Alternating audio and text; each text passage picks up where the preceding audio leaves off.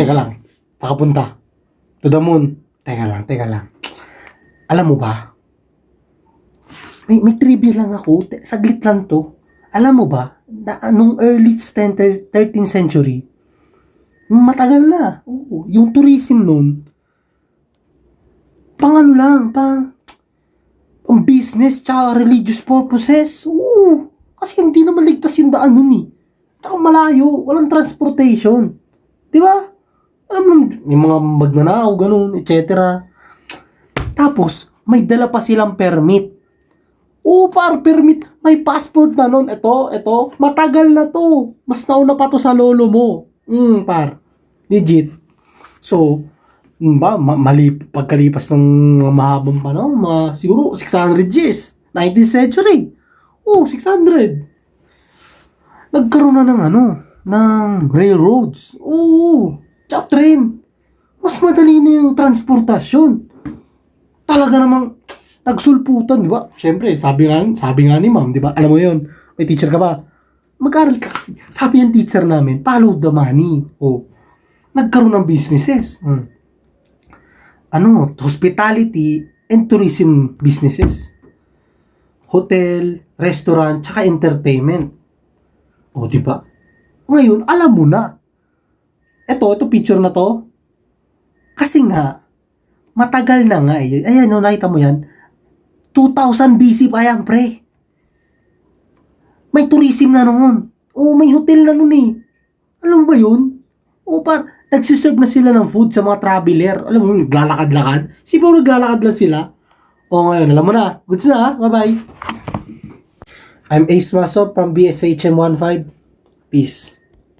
Today, I am giving you 2 facts about the history of tourism industry.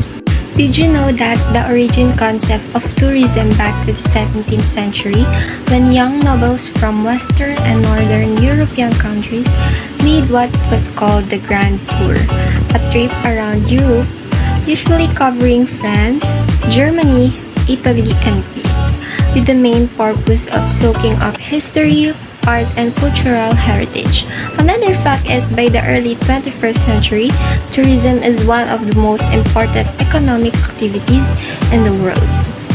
Another one is I am giving you 2 facts about the history of hospitality industry. Did you know that Kusho Nishiyama Onsen, Kayunkan in Japan, is named as the oldest hotel in the world? The hotel is over 1,300 years old. The ownership is held by the same family for over 50 generations. Another fact is, did you know that the pineapple is a symbol of hospitality industry? It is said that the pineapple was a tool that helped to reflect the passion that hosts felt for their guests. I am Alexia May Ogalanta from BSTM 19. Did you know, in the history of tourism, the first real tourist, according to historians, was Cyriacus of Ancona? This man journeyed around Mediterranean. He was eager to learn all about Greek and Roman history. He had desired to learn about what had come before him and to see what remained. He encouraged others to think about how travel could benefit education. Do you also wonder who is the first person who introduced a travel agency?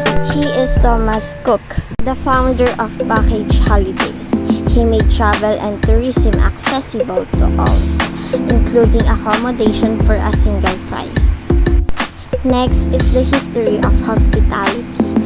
The term hospitality has been derived from the French word hospice, which means taking care of the travelers. In the 18th century, Cesar Ritz became the general manager of the Savoy Hotel in London, one of the most famous and luxurious hotels in the world. He made the hotel a cultural center for high society. Hello everyone, I am Jessica Maxine Didiran from BSTM 1-9. Thank you for watching. Did you know that the tourism industry is the largest global industry by employment? Oh wow, that's so interesting, Kuya Allen. Dear tourists, do you want to know about some facts of the history of tourism industry? Yes. Since our trip today is long going to our first destination, I will first share a little facts and knowledge about the history of tourism industry.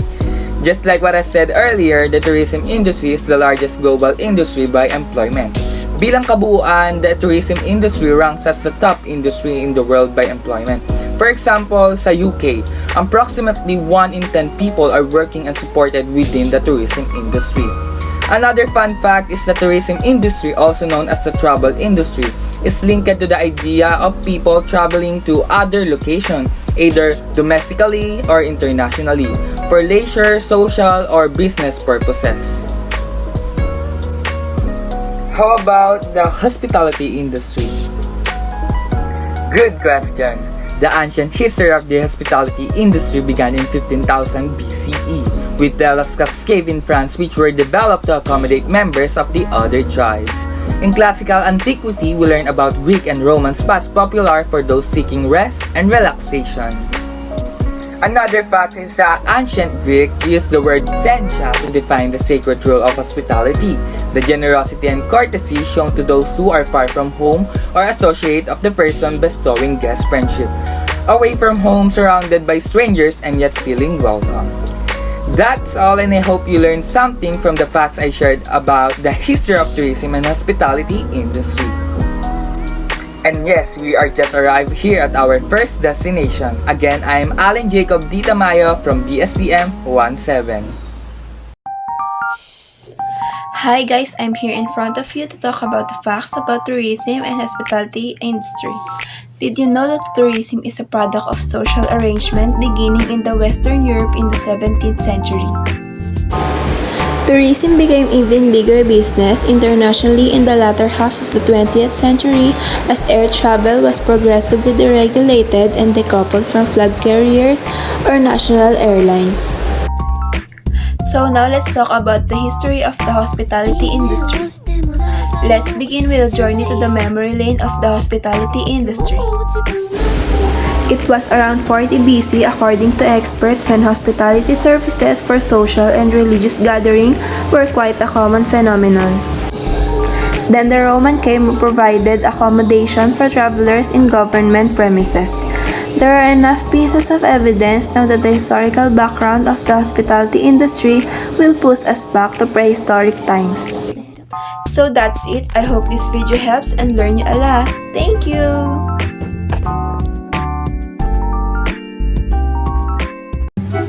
Did you know? This is Thomas Cook, the inventor of tourism. Born on November 22, 1808 on Melbourne, Derbyshire, England.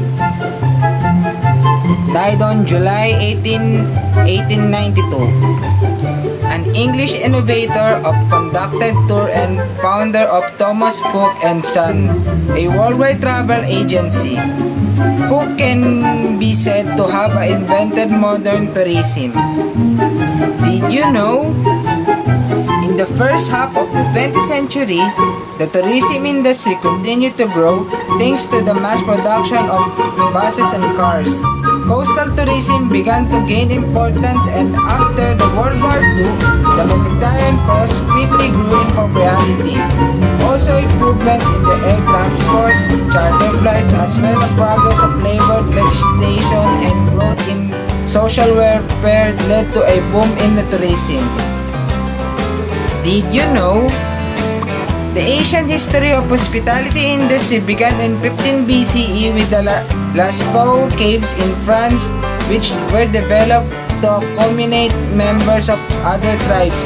In classical antiquity, we learned about Greek and Roman spas popular for those seeking rest and relaxation.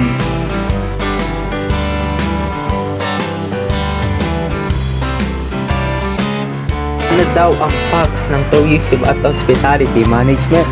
Sige po, pakita ko po sa inyo.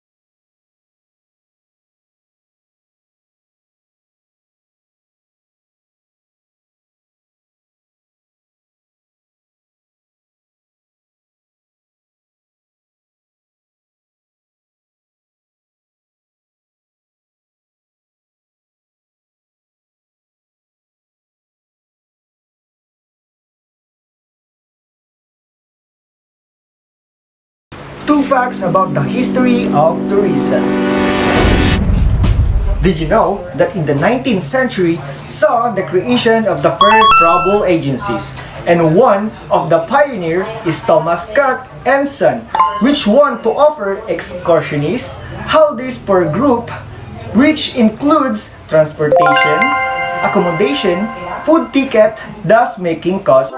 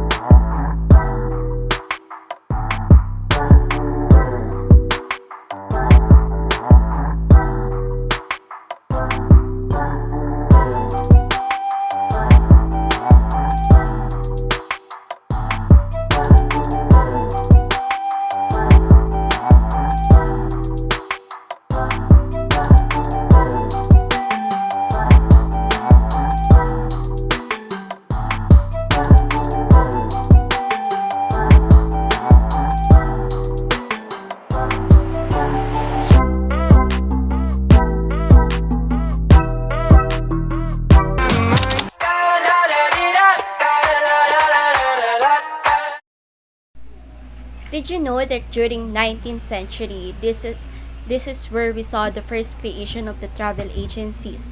One of the pioneers was Thomas Cook and Son. So nag-offer sila ng excursion and holidays for groups which included transport, accommodation, and food tickets. So dito din nag-origin ang tinatawag nating package holidays.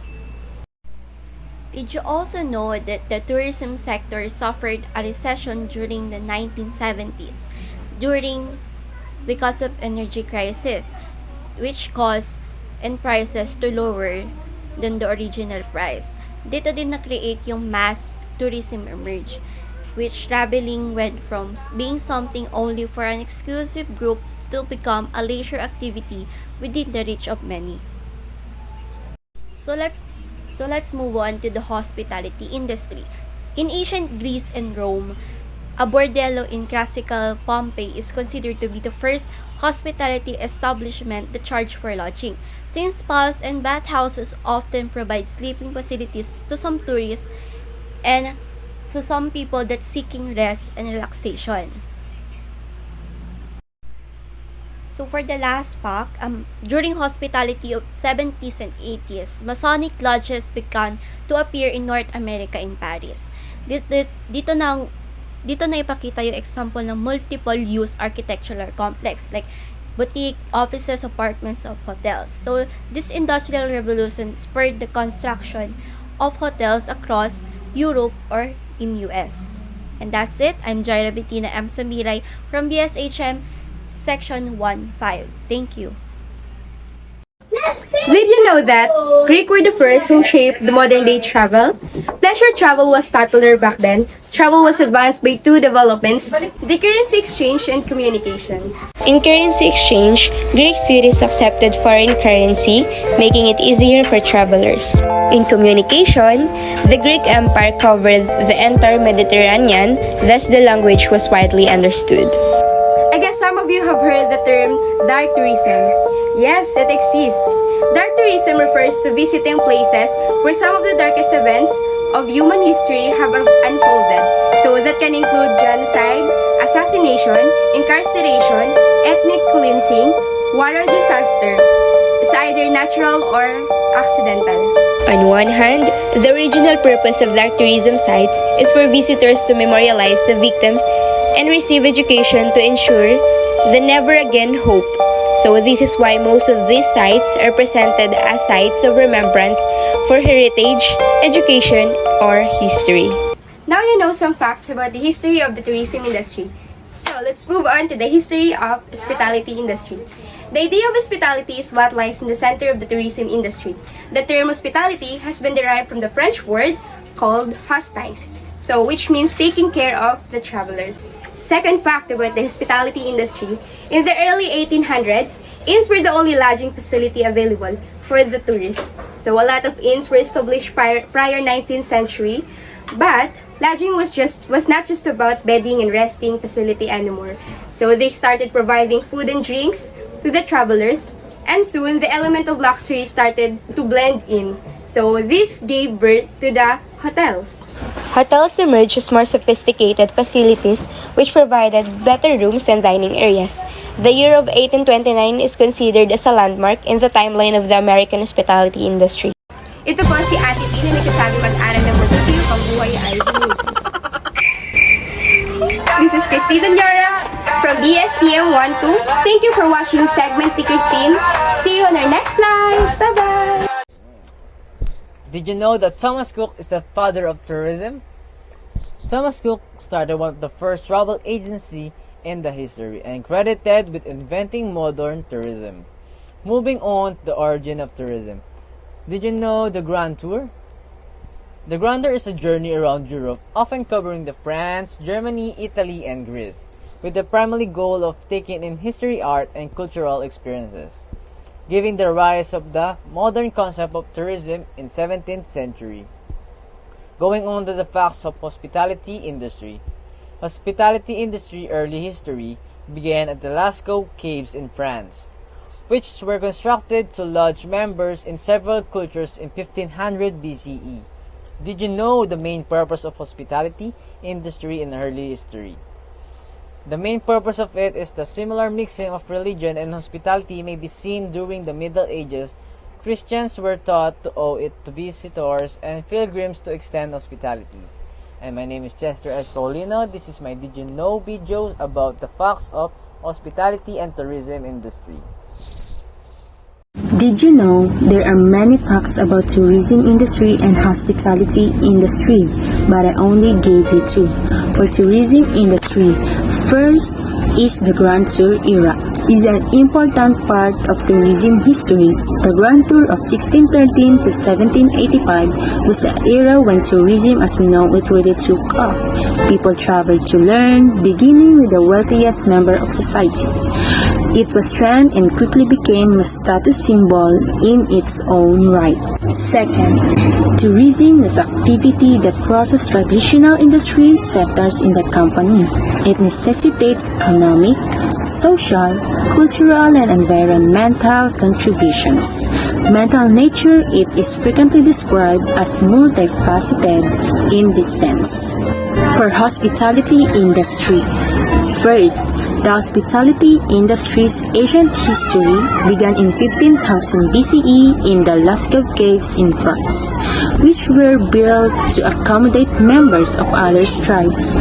We learn about Greek and Roman spas, popular among those seeking rest and relaxation in classical antiquity. Second, the hospitality industry encompasses a wide range of fields within the service industry, including lodging, food and beverage service, event planning, theme parks, travel and tourism. Hotel, tourism agencies, restaurants, and bars are all included.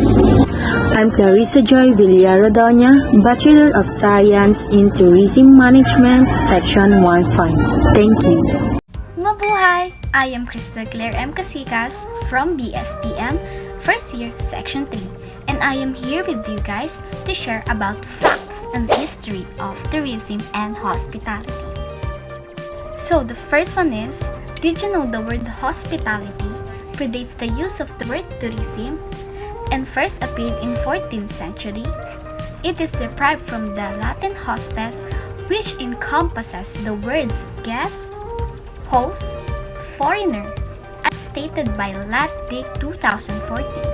William Theobald suggests the word tour comes from Greek and Latin words for circle and turn, and that tourist and tourism represent the activities of circling away from home and then returning.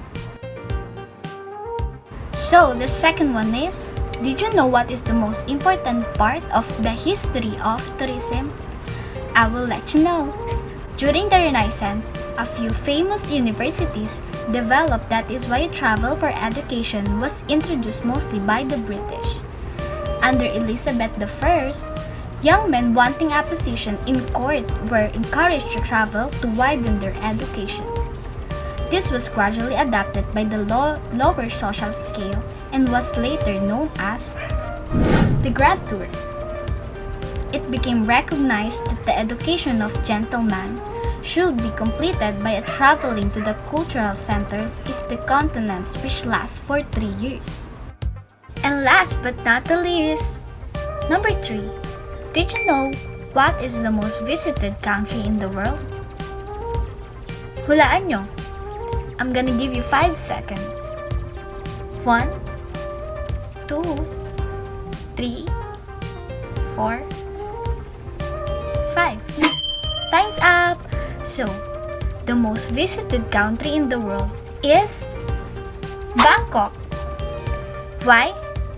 Bangkok sites, attractions, and city life appeal to diverse groups of tourists. Royal palaces and temples, as well as museums, constitute its major historical and cultural tourist attractions. Shopping and dining experiences offer a range of choices and prices. The city is also famous for its nightlife. Grabe, nakakaingit no? Tara, travel na tayo! So, ayun lamang po ang aking alam na facts and history in tourism and hospitality. Kapun ka!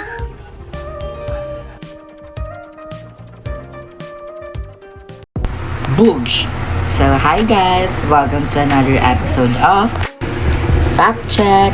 So this time we will talk about facts about tourism and hospitality industry. Starting with 2 facts about the history of hospitality industry.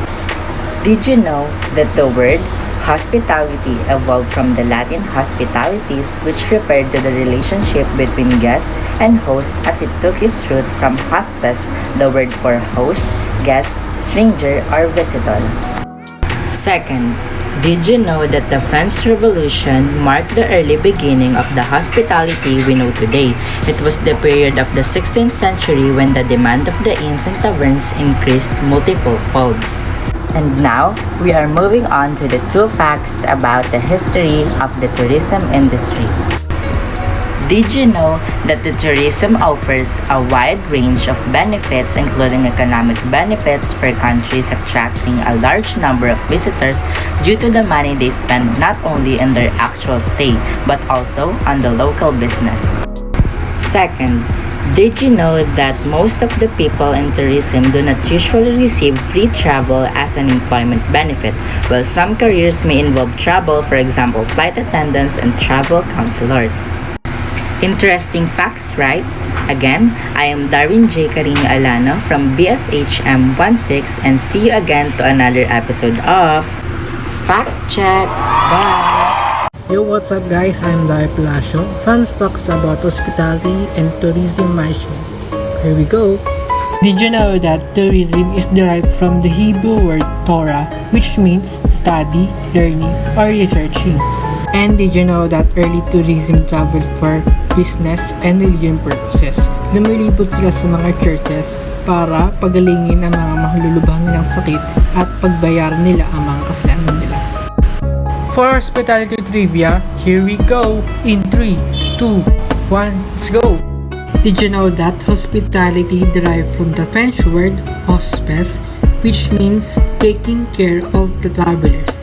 And did you know that Hotel de Henry is the first hotel was built on 1780 at ito ay nagkakalaga ng $7,500. For more trivia and fun facts, please follow my TikTok account. Like for part 2.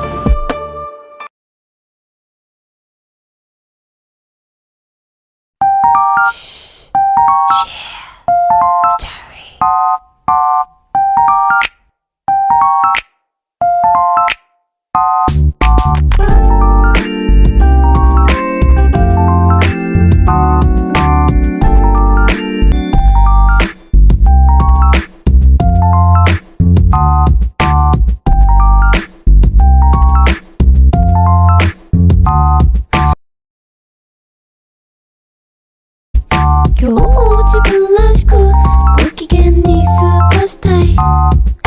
撮ること会うこと日々の小さな幸せ。一つ二つ選ぶより今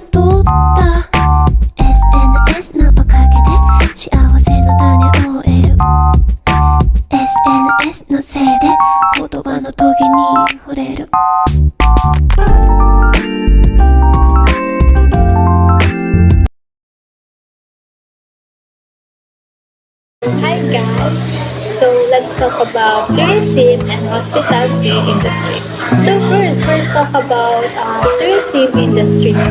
So did you know that in early tourism can trace in ancestry in the Old Testament. Noah's Ark must have been the first large-scale operators even though its passengers were mostly animals. There have been also a lot of traders and caravan in the Old Testament. Second one is the tourism in the medieval period. So, did you know that travel declined in the medieval period since the roads were not maintained? Because they unsafe and captives harm those who have traveled. That is why no one is travel for pleasure. Only the crusaders and pilgrims travel. Now let's talk about the hospitality industry. So did you know the original idea of the hospitality has remained unchanged since the creation of the word itself? Derived from the Latin word hostes, meaning both visitors and strangers. Hospitality has its roots in ancient history. 2000 BC, trade developed among the people of the Middle East, and many of them were traders of exotic goods. They also needed hospitality service for their long travels, and this is where the caravanserai was born. They were early examples of niche which provided food and shelter to travelers. Unfortunately, they were often dirty and infected with bugs, and travelers tried to avoid them as much as possible. That's it guys, and I'm Eliza Kristen Amangan from BSHM 11, and that is the facts of the tourism and hospitality industry. Wait, there's more!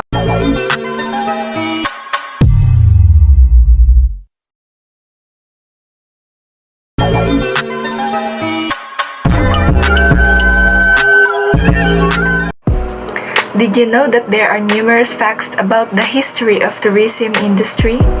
Here are some. First on the list is the Grand Tour, or a tour around Europe. It was held in the 17th century. The fundamental reason of it was to soak up arts, history, and cultural heritage. Secondly, the emergence of leisure travel. United Kingdom was the first European country to advertise leisure time to the growing industrial population. Cox and Kings was the first official travel company to be formed in 1758. Now, let's talk about the history of hospitality industry. Firstly, the history of hospitality industry began in 15,000 BCE with the Lascaux caves in France, which were evolved to accommodate the members of different tribes. Second, in the ancient Rome and Greece, spas and sauna often gives sleeping accommodation and were famous attractions for those who are searching for relaxation and unwinding. Thank you for watching. I am Emerald Jimenez from BSTM 17. Hi guys, in this video, I'm here to discuss the facts about the history of tourism and hospitality industry. Did you know the early travel agency were founded in the 19th century, and Thomas Cook and Son was the most innovator offering the first excursion. And the vacation for the groups included transportation, lodging, meal, ticket, reducing price. This was the beginning of what is now.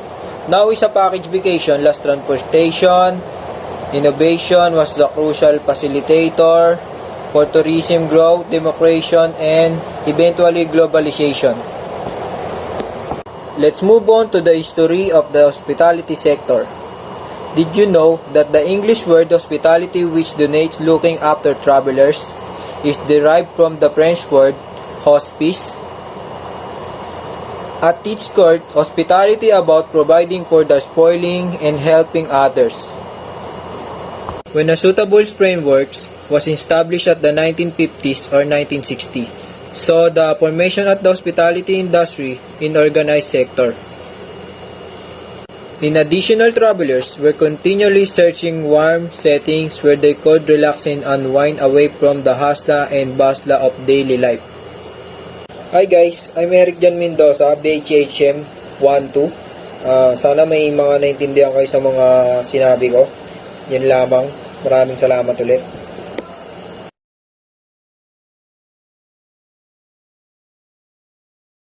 Did you know that there are some facts regarding the industry of tourism and hospitality that you might have not known about? Did you know that tourism and travel dates back in ancient times? Although there is no proof of pictures, there are evidences in their artifacts where some of the artifacts are not in their point of origin, meaning someone must have traveled all the way from other countries to bring that said artifacts. Did you know that the first package tour was created by Thomas Cook and is the founder of travel agency Thomas Cook and Son? Due to the creation of package tour, this has established systems and thus made tourism possible in Italy. Did you know that during the Middle Ages, it was considered as the duty of the Christians to offer hospitality to travelers, which became the main purpose of the hospitality industry in early history? Did you know the essential factors that can influence the hospitality industry are value of creation, relationship with partners, and finally, relationship with customers?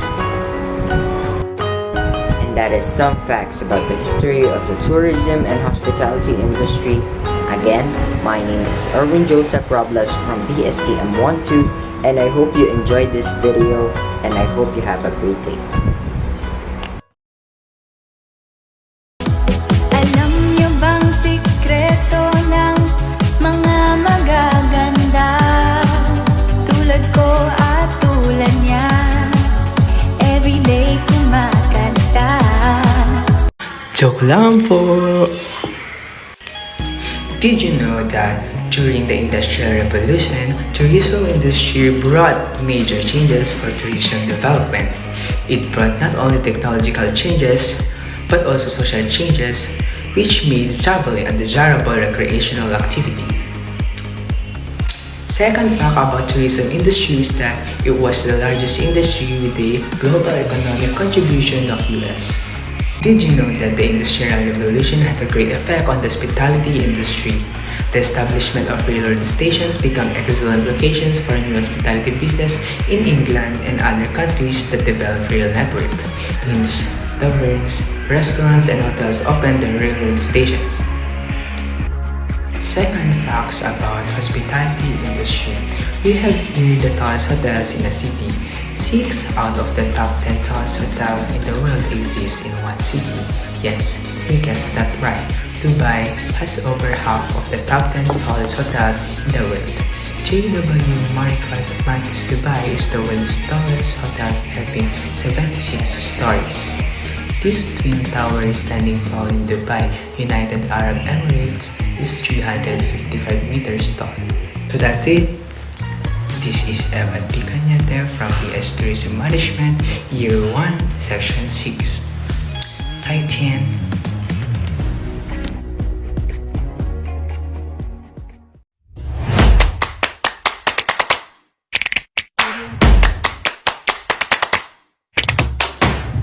Mabuhay! I'm going to tell you some facts about the history of tourism and hospitality management. Let's first start with the tourism. Did you know that the word tour was used before the tourist to describe the participants or the attendees of entertainment and educational events? Next, the Thomas Cook Company is the oldest agency in the world. At sabi dito, si Thomas Cook ang nagsimula o sa kanya nagmula ang era ng organized tourism by arranging the first trip of 570 Englishmen in 1841. At ngayon, pag-usapan naman natin ang about sa hospitality industry. The term hospitality has been derived from a French word hospice, which means taking care of travelers. Next is the two founders of hospitality industry are William Waldorf Astor and John Jacob Astor IV. They are the cousins that built a corridor that connected two hotels which became known by a single hyphenated name, the Waldorf Astoria. That's all. I'm Gertrude Joy Guillarte from BSHM 16. Hello everyone! Did you know that there are many facts about the history of tourism industry and hospitality industry? But first, I will share you the two facts about the history of tourism. The history of tourism is also closely related to the global economic, social and political outlook. Someone with lots of money is more likely to travel somewhere for a holiday than someone who does not have much money. The second is the Grand Tour era. The Grand Tour era is an important part of the history of tourism. The era of the Grand Tour 1613 to 785 was when tourism as we know it really came into play. Starting with the most wealthy in society, people traveled to learn.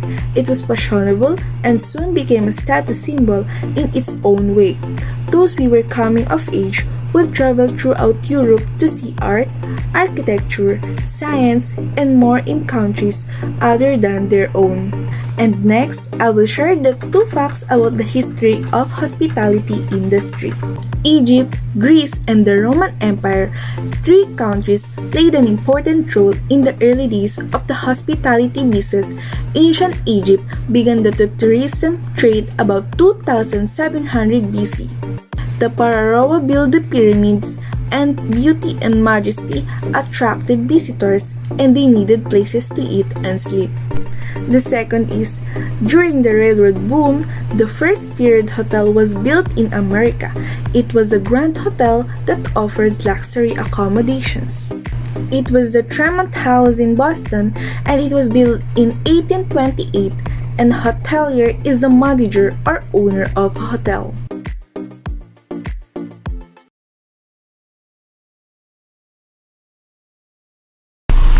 Hi guys!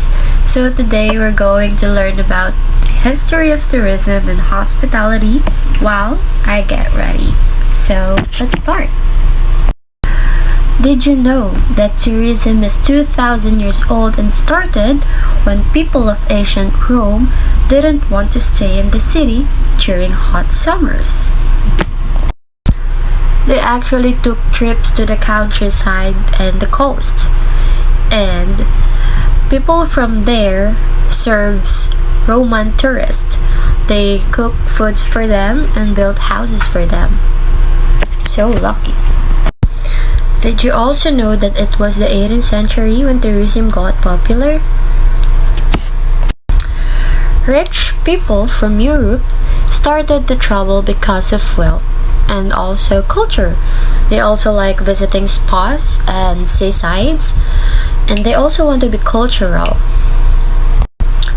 Let's move forward in checking or knowing about the history of hospitality. Wait, is it on flick?